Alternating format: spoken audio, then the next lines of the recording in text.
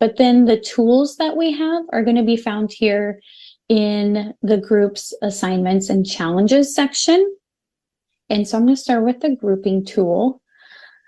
So the grouping tool is a way to see how your students are performing on certain activities. So this is more meant, we're going to target the skill and then see where our students are at.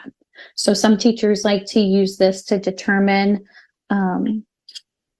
if you're about to introduce a new skill to the class, do you want to check in to see kind of where everyone's level is for the skill prior? Do you want to see if they're, solid from that second grade skill to make sure they're ready to learn this new third grade skill? Or, are students maybe going to need a little bit more review? This is also a great way if you just finished a lesson in the classroom.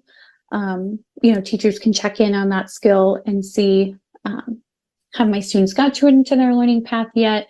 And just kind of helps them see what's going on, again, within the learning path. So same thing, they can choose the class, choose the content area. I'm going to stick with reading just because I had a little bit more data there. And then we'll see what we get out of foundations.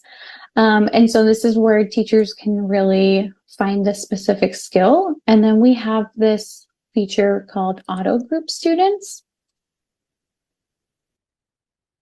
And so what this does is it takes the data from the knowledge map and lets me know where my students are at. So these are all my students who assessed above. So they all are above this level. They don't even need to take it. So I know that. And then mastered, I know these students actually did this assignment on their exact path, but they mastered it. These students are below, so they haven't gotten the activity yet because they're working at something lower than this. But if you had students who did the assignment and struggled, that would be another group. So you could take the students who had the not mastered group, and you could see who those students were or where they're at. Or maybe, okay, these students aren't there yet, but you want them to be prepared for the lesson. You want them to at least have some background information.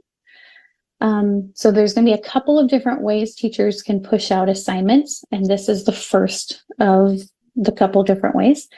So I could, for these students, create an assignment where I basically go through, I think I picked that one of those, and find the activity, select the one I want, and then I can decide, when do I want my students to have access to this activity?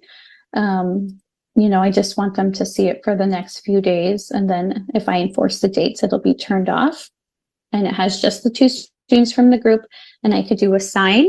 And now what it'll do on the students dashboard is it will show that they have an assignment from their teacher that their teacher wants them to do by this date.